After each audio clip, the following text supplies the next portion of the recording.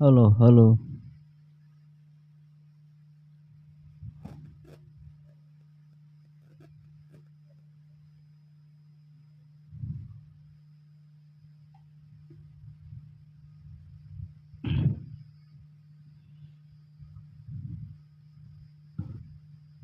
ఇంతవరకు దేవునికి కీర్తనలు పాడి దేవుని నామాన్ని గణపరిచిన మీ అందరికీ ప్రభు నామంలో మీకు అందరికీ ప్రత్యేకంగా వందనాలు, శుభములు.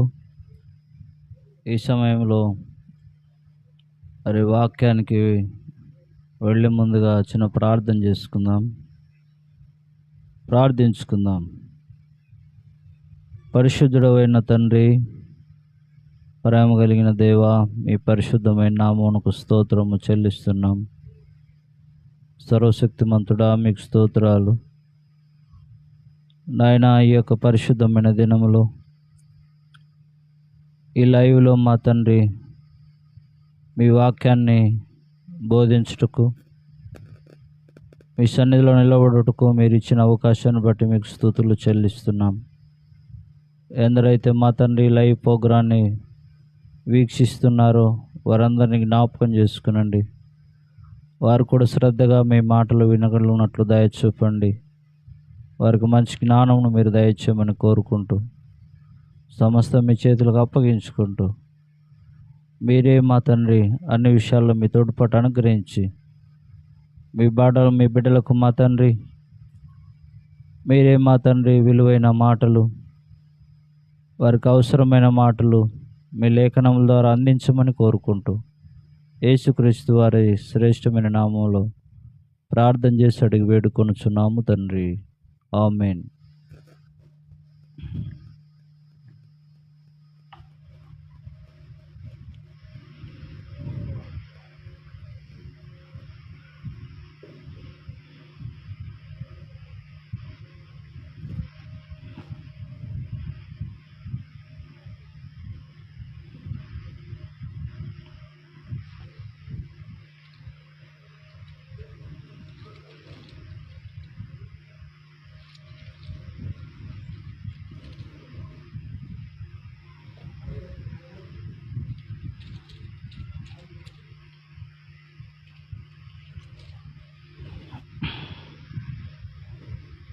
ఈ సమయంలో దేవుని యొక్క వాక్యాన్ని కొంతసేపు ధ్యానించుకుందాం. మహాదేవుడు మనకిచ్చిన అవకాశాన్ని బట్టి ఆయనకు కృతజ్ఞతలు. మరి ఈ సమయంలో పరిశుద్ధ గ్రంథంలో నుంచి ఈ పునరుద్ధాన దినమున యేసుక్రీస్తు ప్రభువారు నిజంగా కొన్ని వేల సంవత్సరాల ముందే ఆయన పరలోకం నుండి భూమి మీదకి దిగివచ్చి నశించిపోతున్నటువంటి మానవాళి కొరకు తన ప్రాణాన్ని అర్పించి మరి ఆయన బలియాగంగా అర్పించబడ్డాడు. మరి ఈ విషయంలో మనం కూడా దేవుని యొక్క వాక్యాన్ని, గ్రంథాన్ని ఆధారం చేసుకొని కొంతసేపు మనం మాట్లాడుకుందాం. యేసుక్రీస్తు ప్రభువారు ఆయన దేవుని యొక్క వాక్యంలో మనం గమనిస్తే ఆయన ఒక కలువరి కొండ మీద మరి ఆయన సిలువ వేయబడ్డాడు. దీన్ని గొల్గొతా అని కూడా పిలువబడుతుంది. గొల్గొతా అనేటువంటి పదము ఇది ఒక హెబ్రీ భాషలో నుంచి మరి ఇది రాయబడింది. మరి అంత మాత్రమే కాదు, కల్వరి అన్నటువంటిది కూడా ఇది లాటిన్ పదము. ఈ రెండు పదముల అర్థమే కపాలం అన్నటువంటి స్థలంగా మనం చూస్తున్నాం బైబిల్లో. ఈ గుట్ట లేకపోతే ఈ కొండ, ఈ కపాలం అన్నటువంటి స్థలము అనేటువంటిది ఇది కేవలము ఒక 30 అడుగుల కంటే ఎక్కువ ఉండొచ్చు బహుశా, చరిత్రలో మనకు ఆధారం కనబడుతుంది. ఈ యొక్క యేసుక్రీస్తు ప్రభువారు సిలువ పొందినటువంటి లేకపోతే శ్రమ పొందినటువంటి సిలువ వేయబడినటువంటి ఆ స్థలమును మనం జాగ్రత్తగా గమనిస్తే ఇది ఒక ఆ పైనుంచి చూస్తే దూరం నుంచి ఒక పుర్రె ఆకారంలో కనబడుతుందని బైబిల్లో మనం అర్థం చేసుకోవచ్చు. దీనిని ఒక పుర్రె ఆకారం అంటే తల పై భాగం ఉంటుంది కదా, ఆ భాగం తల భాగం ఏ విధంగా ఉంటుందో పుర్రె అనేటువంటిది అలాగుంటుంది అనేటువంటిది మనము అర్థం చేసుకోవచ్చు. అయితే నా ప్రియమైనటువంటి వారులారా, యేసుక్రీస్తు ప్రభువారి మరణం గురించి ముందుగానే వాక్యాల్లో ప్రవచించబడ్డాయి. యేసుక్రీస్తు ప్రభువారి మరణం గురించి ఆయా చోట్ల ఆయా సందర్భాల్లో ఆయన మరణించక ముందే ఆయన మరణం గురించి కొన్ని సందర్భాల్లో వాడడం జరిగింది. యేసు ప్రభువారు కూడా స్వయంగా ఆయన మాట్లాడుతూ మరి ఒక సందర్భంలో యోహాను సువార్తలో 2వ అధ్యాయం 19వ వచనంలో కూడా గమనిస్తే ఆయన ఒక దేవాలయం గురించి మాట్లాడుతాడు. అంటే ఒక దేవాలయంను పడగొట్టండి, ఆ దేవాలయంను నేను తిరిగి 3 రోజుల్లో నిర్మిస్తానని ఆ మాట మనం చదువుతాం బైబిల్లో. ఆ మాటను వాళ్ళు భౌతికంగా తీసుకున్నారు కొంతమంది. దేవుని వాక్యం వినేటప్పుడు మనం ప్రతిదీ కూడా ఇవి ఆత్మ సంబంధమైన దేవుని సంగతులని మనము ఆలోచించాలి, ఆ విధంగా వినాలి, ఆ విధంగా అర్థం చేసుకోవటానికి ప్రయత్నం చేయాలి. నా ప్రియమైన వారులారా, అక్కడ మనం చదవగలిగితే యోహాను సువార్తలో మనం చదువుదాం. దయచేసి 2వ అధ్యాయము 19వ వచనంలో ఒకసారి వాక్యాన్ని మనం చదువుకుందాం. యోహాను సువార్త 2వ అధ్యాయము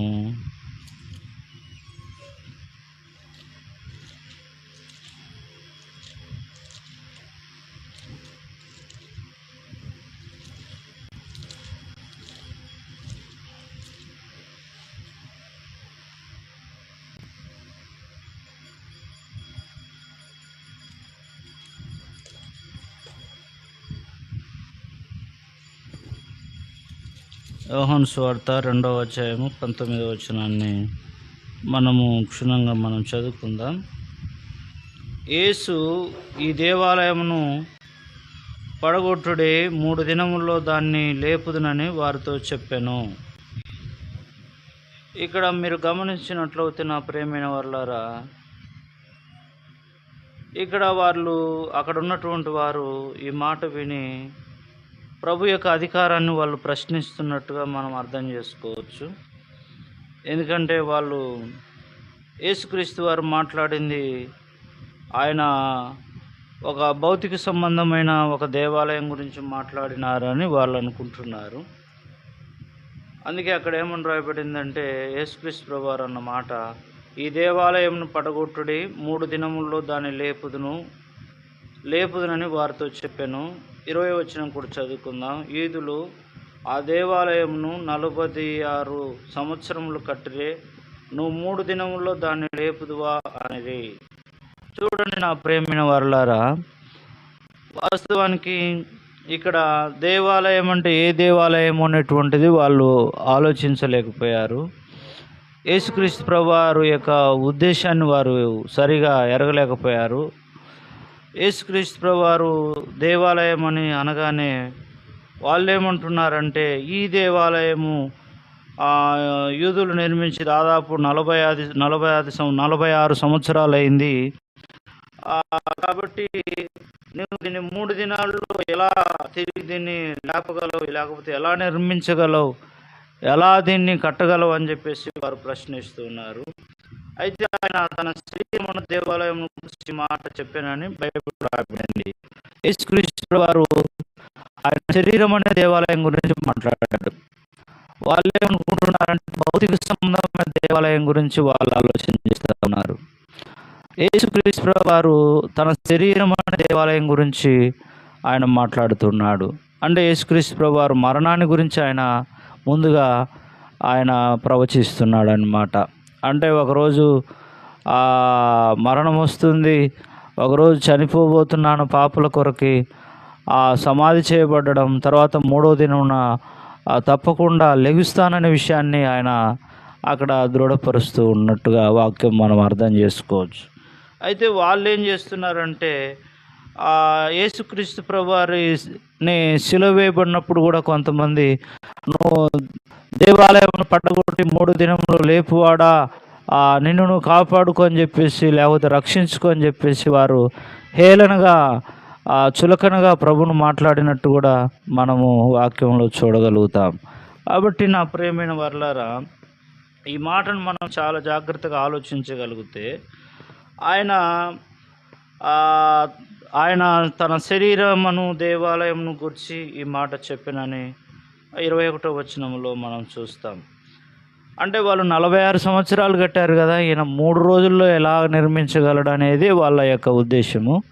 కానీ దేవుని కుమారుడైన యేసుక్రీస్తు ప్రభువారి యొక్క ఆలోచనలు వారు తీసుకోలేకపోతున్నారు, ఆయన అర్థం చేసుకోలేకపోతున్నారు. కాబట్టి అక్కడ వాక్యంలో రాయబడిన విషయాలు ఏమిటంటే, ఆయన మృతుల నుండి లేచిన తర్వాత ఆయన ఈ మాట చెప్పినని ఆయన శిష్యులు జ్ఞాపకం చేసుకొని లేఖనమును, యేసు చెప్పిన మాటను నమ్మిరే. అంటే ప్రభు ఏదైనా ఒక మాట చెప్పాడంటే ఖచ్చితంగా దానికి కట్టుబడి ఉంటాడు. ఆయన మాట ఇచ్చి మాట తప్పని వాడు, నమ్మదగిన వాడు. కాబట్టి నా ప్రియమైన వర్లారా, ఈ లైవ్లో దేవుని యొక్క వాక్యాన్ని వీక్షిస్తున్న మీరు కూడా ఈ విషయాన్ని మరి ఆలోచించినట్లయితే మనం కూడా సులువుగా వాక్యాన్ని అర్థం చేసుకోవడానికి వీలవుతుంది. కాబట్టి అందుకే అక్కడ దేవాలయం అంటే అక్కడున్న ఏదో యెరూషలేము దేవాలయం లేకపోతే హేరోదు దేవాలయాలు, ఈ దేవాలయాలు అంటే సొలొమోను దేవుని ఆలయాన్ని ఆయన ఏదో పడగొడితే 3 దినాల్లో నిర్మిస్తాడని మాత్రం కాదు, కానీ శరీరం అనేటువంటి తన శరీరం అనేటువంటి దేవాలయమును అది పడగొట్టినప్పుడు రోమ సైన్యం వారు ఆయన హింసించి శ్రమ పెట్టబడి ఆయన్ను కొట్టి చంపినప్పుడు, సమాధి చేయబడినప్పుడు ఆయన తిరిగి ఖచ్చితంగా 3 రోజుల్లో లేపబడతాననే విషయాన్ని ఆయన చెప్పడం జరిగిందనమాట. కాబట్టి ఈ విషయాన్ని మనం కూడా ఆలోచన చేయాలి. కాబట్టి నా ప్రియమైన వర్లారా, ఈయన మరణించి సమాధి చేయబడి తిరిగి లేపబడిన తర్వాత ఈయన అనేకులకు ప్రత్యక్షంగా కనిపించాడు. అందుకే మనము గమనిస్తే ఓసారి మత్తయి సువార్త 28వ అధ్యాయంలో కూడా వాక్యంలో మనం చూస్తే, మత్తయి సువార్త 28వ అధ్యాయము, మత్తయి సువార్త 28వ అధ్యాయంలో మనం వాక్యాన్ని చదువుదాం దయచేసి. అక్కడ విశ్రాంతి దినం గడిచిపోయిన తర్వాత ఆదివారమున అని రాయబడింది. విశ్రాంతి దినము గడిచిపోయిన తర్వాత, విశ్రాంతి దినము అనగా ధర్మశాస్త్ర ప్రకారం విశ్రాంతి దినం అంటే ఏంటండి? విశ్రాంతి దినం అంటే శనివారం, దాన్నే వాళ్ళు సబ్బాతు అని కూడా పిలవటం జరుగుతుంది. ఆ శనివారమున గడిచిపోయింది. అంటే శనివారం గడిచిపోయిన తర్వాత, శనివారం అయిపోయిన తర్వాత ఇంకే వారం వస్తుంది? నెక్స్ట్ ఇంకా సండే కదా, ఆదివారమే కదా. అక్కడ రాయబడింది, ఆదివారం తెల్లవారుచుండగా మగ్దలేని మరియు వేరొక మరియు సమాధిని చూడవచ్చిరి అని రాయబడింది. అంటే యేసుక్రీస్తు ప్రభువారు ఆదివారమున ఆయన సమాధిని చూడడానికి అనేక మంది స్త్రీలు వచ్చారు. మొట్టమొదటిగా ఆయన్ను ఎంతో ఆసక్తిగా వెంబడించింది స్త్రీలే అని మనం అర్థం చేసుకోవచ్చు. వాళ్ళందరూ కూడా ఆయన దేహాన్ని వెతుక్కుంటూ వచ్చారు, యేసు ఎక్కడ ఉన్నాడు అని చెప్పేసి. అప్పుడు వారు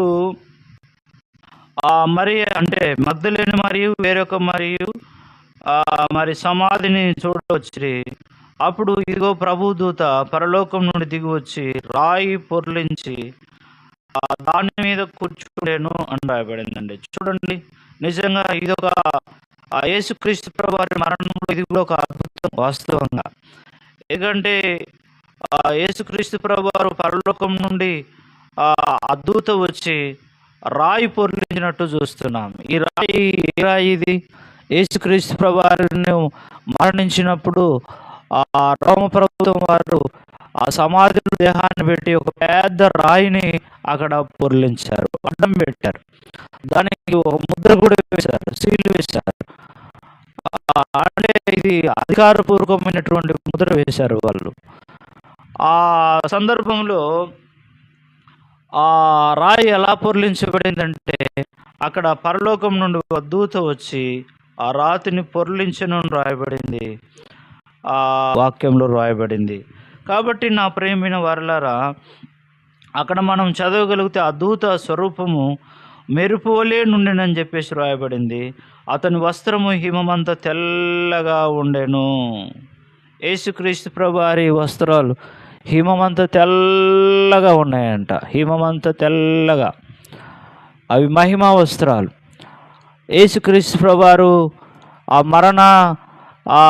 మరణాన్ని జయించినప్పుడు ఆయన మరణం ముందు ఆ బండ ఓడిపోయింది, ఆ రోమ సైన్యం కూడా ఓడిపోయింది, అక్కడ ఉన్న రోమ ప్రభుత్వం ఓడిపోయింది, సమస్తం ఓడిపోయింది. మరణాన్ని జయించినట్టుగా ప్రభువు లేచి ఉన్నాడు.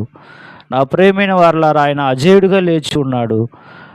కాబట్టి ఇంత గొప్ప ప్రభువును మనం కలిగి ఉన్నాం, ఇంత గొప్ప రక్షకుడిని మనం కలిగి ఉన్నాం.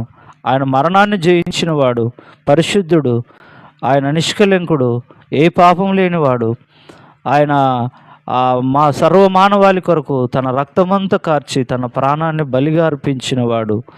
ఆయన రక్తం అమూల్యమైన రక్తం, ఆయన రక్తం నిర్దోషమైన రక్తం, నిష్కలంకమైన రక్తం, ఏ పాపం లేనటువంటి రక్తం, పరిశుద్ధమైన రక్తం నీ కొరకు నా కొరకు కార్చి ఉన్నాడు. ఆ రక్తం వల్లనే మనల్ని ఇప్పుడు ఆయన సమీపస్తులుగా చేసి ఉన్నాడు. ఒకప్పుడు మనం పాపులము, ఒకప్పుడు అంధకారంలో ఉన్నాం, ఒకప్పుడు చీకటిలో ఉన్నాం, ఒకప్పుడు భయంకరమైనటువంటి లోకంలో ఉన్నటువంటి మనల్ని దేవుడు ప్రేమించి తన కుమారుడైన యేసుక్రీస్తు ప్రభు ద్వారా, ఆయన కార్చిన రక్తం ద్వారా, ఆయన శిలువ మరణం ద్వారా మనకి పాప విమోచన కలిగి ఉంది. ఆ రక్తం నిజంగా, ఆ రక్తం ఏ యొక్క పాపం లేనటువంటి రక్తం, నిర్దోషమైన రక్తం. ఆ రక్తం ద్వారానే మనం శుద్ధి చేయబడ్డాం, ఆ రక్తం ద్వారానే మనం పవిత్రులు అయి ఉన్నాం. అందుకే ఎఫెసీ పత్రికలు అంటాడు, కాబట్టి మునుపు దూరస్తులైనటువంటి మీరు ఇప్పుడు క్రీస్తు రక్తం వలన మీరు సమీపస్తులుగా ఉన్నారు అని చెప్తాడనమాట. అంటే నిజంగా ఒకప్పుడు దూరస్తులమే, ఒకప్పుడు మనం పాపులమే, ఒకప్పుడు ఆయన సవాసానికి దూరంగా ఉన్న వాళ్ళమే, ఒకప్పుడు మనం ఎంతో పాతాళంలోనికి మన ఆత్మ దిగిపోయే ప్రమాదంలో ఉన్నటువంటి వారం, ఒకప్పుడు చీకటిలో సంచరిస్తున్నటువంటి మనము. ప్రియులారా, ఈరోజు దేవుడు మనల్ని ప్రేమించి తన కుమారుని ద్వారా, ఆయన మరణం ద్వారా మనకు కూడా ఒక గొప్ప భాగ్యం కలిగింది. మనము కూడా ఈరోజు ఈ స్థితిలో ఉన్నామంటే అది దేవుని మహాకృప. మనం కూడా ఈరోజు పరిశుద్ధత కలిగి ప్రభువుకు సమీపస్తులుగా ఉన్నామంటే ఆయన కార్చిన రక్తం, ఆయన శిలువ మరణం, ఆయన మరణం నశించిపోతున్న మన కొరకే, పాపులైనటువంటి మన కొరకే. మనం ఇంకనూ పాపులమై ఉండగానే క్రీస్తు మనల్ని బ్రతికించినని వాక్యంలో రాయబడింది. కాబట్టి ఇలాగూ క్రీస్తు ప్రభువారు ఆయన మరణించాడు, సమాధి చేయబడ్డాడు, తిరిగి 3వ దినంన లేపబడ్డాడు. కాబట్టి లేపబడినటువంటి ఆయనను గురించి మనం సువార్తను ప్రకటిస్తూ ఉండాలి. అందుకే మనము కొరింథీ పత్రికలు కూడా మనం చదవగలిగితే, ఒకసారి దేవుని యొక్క వాక్యంలో కొరింథీలకు రాయబడిన పత్రిక, 1 కొరింథీ పత్రిక వాక్యాన్ని మనం చదువుకుందాం దయచేసి.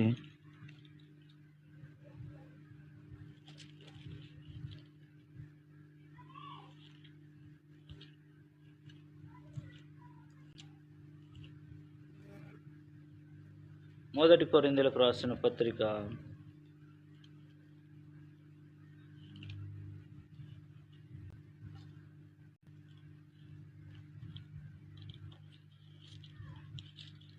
15వ అధ్యాయాన్ని వాక్యాన్ని మనం చదువుకుందాం. ఒకసారి గమనించుదాం.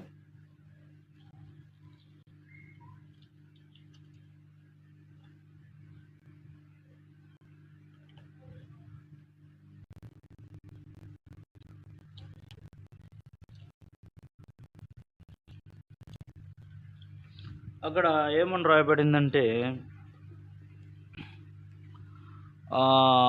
4వ వచనం నుంచి మనం చదువుకుందాం. లేఖనముల ప్రకారం 3వ దినమున లేపబడెను. లేఖనాల ప్రకారం ఇదంతా కూడా జరుగుతూ ఉందండి. మనం గమనించాలి ప్రియమైన వారలారా. లేఖనముల ప్రకారం అంటే దేవుని లేఖనం, దేవుని ప్రవచనం ప్రకారం, దేవుని వాక్యం ముందుగా ఏదైతే చెప్పబడిందో, దేవాలయం గురించి మనం అనుకున్నాం కదా, మాట్లాడుకున్నాం కదా, దేవుని పరిశుద్ధ గ్రంథాన్ని ఆధారం చేసుకొని మనం చదివి ఉన్నాం కదా, అక్కడ కూడా మనము అర్థం చేసుకున్నాం. కాబట్టి నా ప్రేమైన వర్లారా, ఇదంతా కూడా ఆయన యొక్క మరణం అనేటువంటిది, ఆయన యొక్క సమాధి అనేటువంటిది, ఆయన యొక్క పునరుద్ధానం అనేటువంటిది లేఖనముల ప్రకారము జరుగుతూ ఉంది. లేఖనం నెరవేర్పు జరుగుతూ ఉంది. అక్కడ వాక్యం ప్రవచించబడింది, ఇక్కడ నెరవేర్పు ప్రభు జరుగుతూ ఉందన్నమాట. కాబట్టి లేఖనముల ప్రకారం మూడవ దినమున లేపబడను అంటే క్రీస్తు ప్రభువారు ఆయన లేపబడ్డాడు.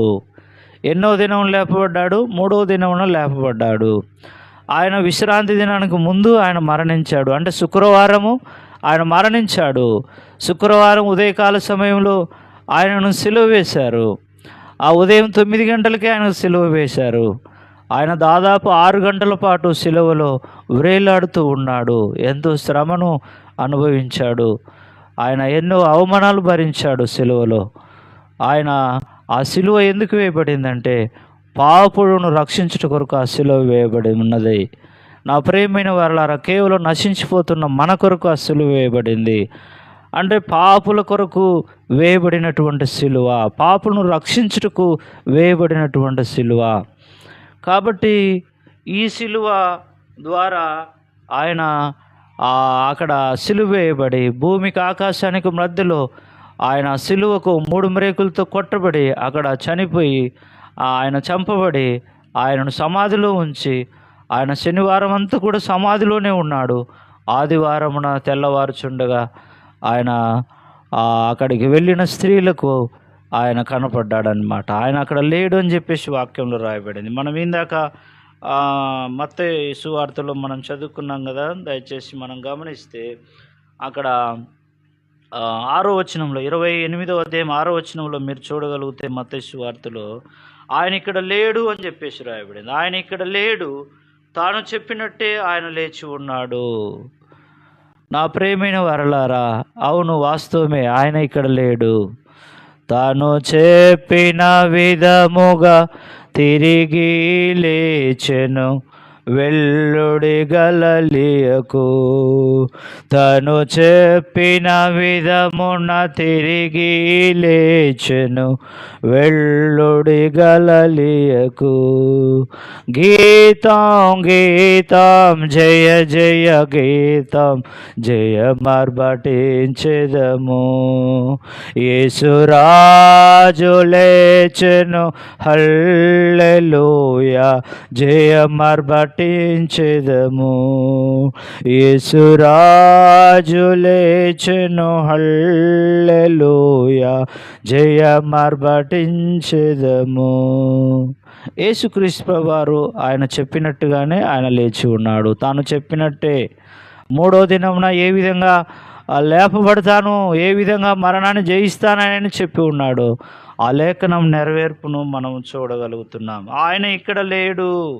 ఎక్కడ లేడండి? ఆయన సమాధిలో లేడు. ఆయన ఇక్కడ లేడంటే సమాధిలో లేడు. ఆయన వారు బంధించిన ఆ ప్రాంతంలో, ఆ స్థలంలో, ఆ సమాధిలో ఆయన లేడు. ఆయన ఇక్కడ లేడు. తాను చెప్పినట్టే ఆయన లేచి ఉన్నాడు. రండి, ప్రభు పండుకొనిన స్థలమును చూచి. నా ప్రియమైన వారలారా, క్రీస్తు మరణమును జయించిన విషయాన్ని మనం చూస్తూ ఉన్నాం. ఆయన మరణాన్ని జయించాడు. పాపము పైన విజయమే, మరణము పైన విజయమే, పాపము పైన విజయమే, మరణము పైన విజయమే, క్రీస్తు నందు అంతటా విజయమే, క్రీస్తు నందు అంతటా విజయమే, క్రీస్తు నందు ఉన్నవారికి ఏ శిక్ష విధియు లేదుగా. ఓ మరణమా నీ ముళ్ళు ఎక్కడా, ఓ మరణమా నీ విజయమెక్కడా, ఓ మరణమా నీ ముళ్ళు ఎక్కడా, ఓ మరణమా నీ విజయమెక్కడా? యేసే నా కాపరి, యేసే నా ఊపిరి, యేసే నా కాపరి, యేసే నా ఊపిరి, క్రీస్తు నందు ఉన్న వారికి ఏ శిక్ష విధియు లేదుగా. యేసుక్రీస్తు మరణం ద్వారా మనకు కూడా విజయము, మన పాపానికి విజయము, మన జీవితానికి విజయము.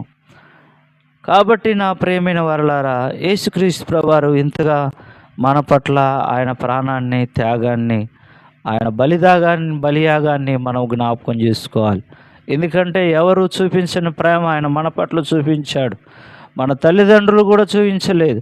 మన యొక్క రక్త సంబంధికులు, మన స్నేహితులు, బంధువులు ఎవరు కూడా ప్రాణం పెట్టినంతగా మన పట్ల ప్రేమ చూపించలేకపోయారు. ఆయన మన పట్ల అంత త్యాగాన్ని, అంత ప్రేమను వెల్లడిపరిచి ఉన్నాడు. అందుకే యోహాను సువార్తలో కూడా అంటాడు, దేవుడు లోకమును ఎంతో ప్రేమించును అని. అంటే దేవుడు మనల్ని ఎంతో ప్రేమించాడు, తన కుమారుణ్ణి బలిగా అర్పించడానికి ఇష్టపడ్డాడు.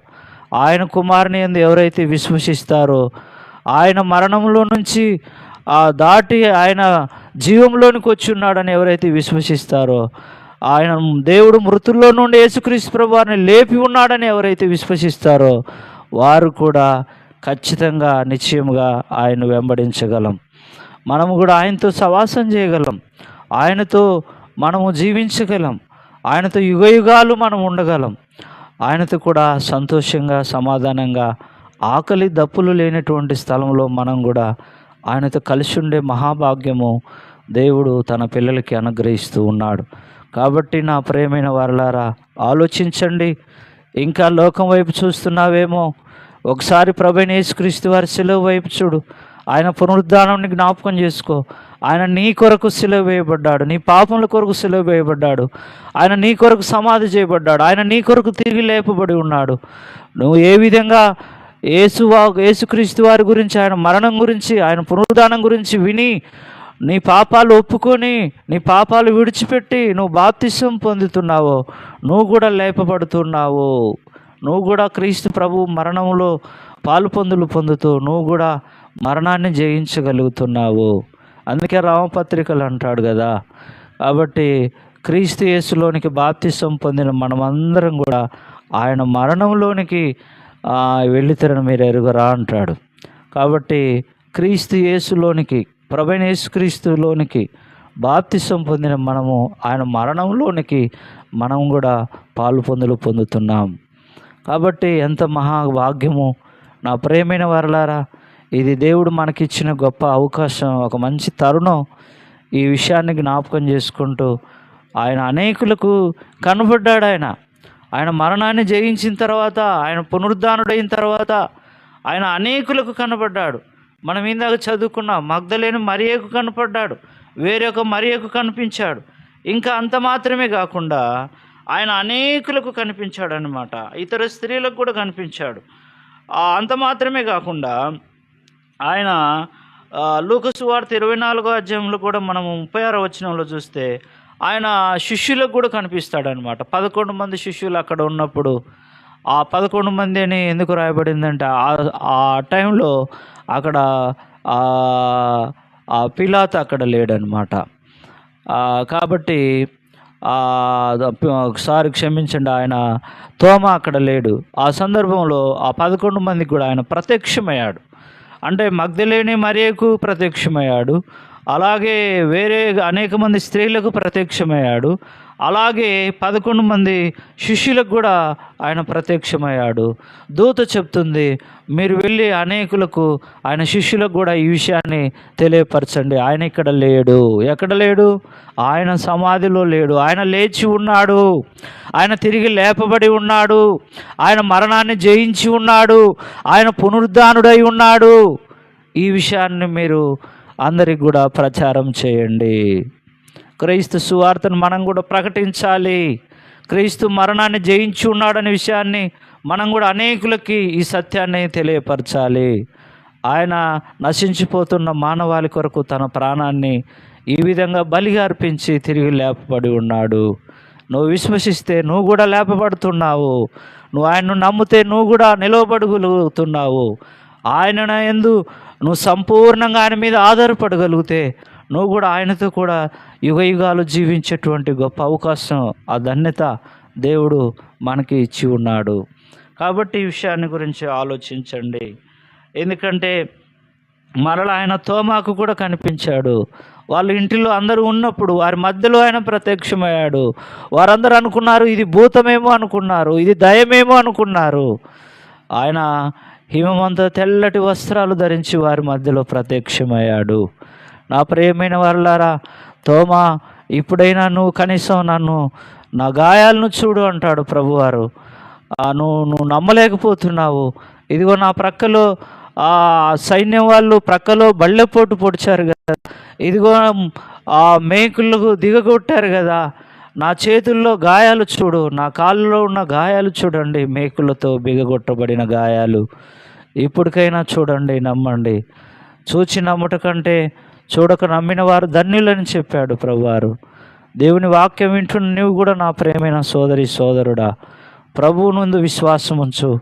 అప్పుడు నీవు నీ కుటుంబం రక్షింపబడుతుంది, మీరు కూడా బ్రతుకుతారు.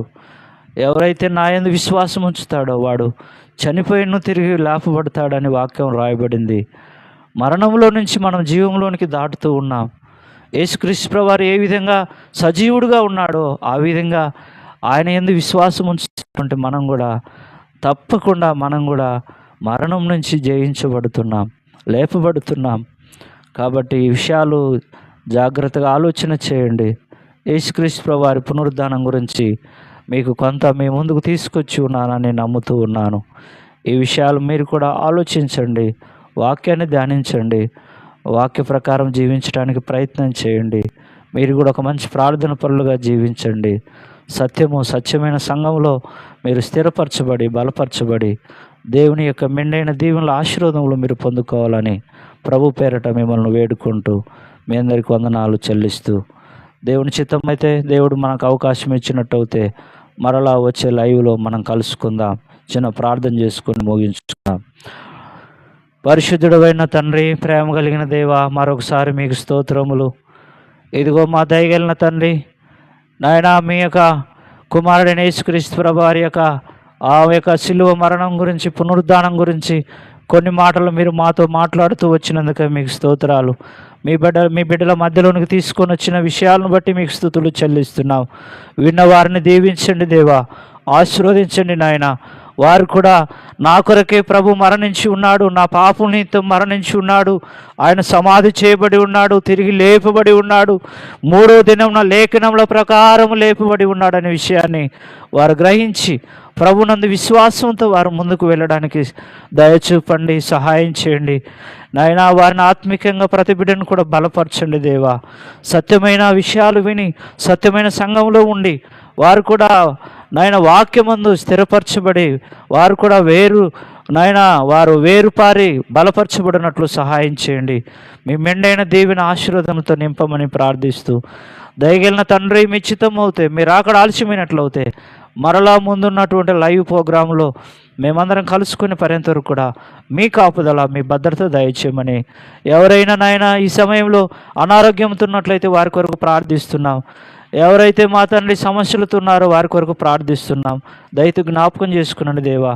మరి ముఖ్యంగా సత్యమైన మీ గ్రంథాన్ని, పరిశుద్ధమైన మీ గ్రంథాన్ని వారు చదువుతూ ఆలోచిస్తూ దైవికంగా ఎదిగేటువంటి భాగ్యము, ఆ జ్ఞానము నాయన మీ బిడ్డలందరికీ ప్రసాదించమని వేడుకుంటూ యేసుక్రీస్తు వారి నాయన శక్తి కలిగిన నామంలో ప్రార్థన చేసి అడిగి వేడుకొనుచున్నాము తండ్రి. ఆమేన్. అందరికీ వందనాలు.